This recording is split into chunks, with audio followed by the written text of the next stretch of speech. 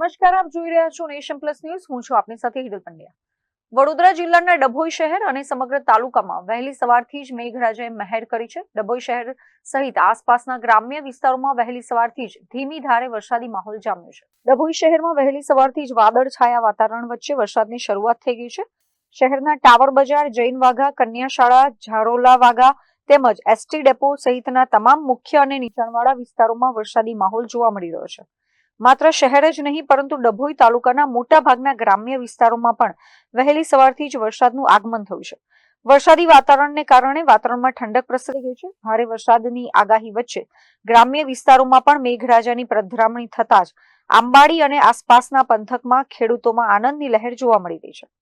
વહેલી સવારથી શરૂ થયેલા આ વરસાદને પગલે લોકોએ અસહ્ય ઉકળાટમાંથી મુક્તિ મેળવી છે. હવે જોવાનું એ રહેશે કે દિવસ દરમિયાન મેઘરાજા કેવો મિજાજ બતાવે છે. મીત માછી, નેશન પ્લસ ન્યૂઝ, ડભોઈ.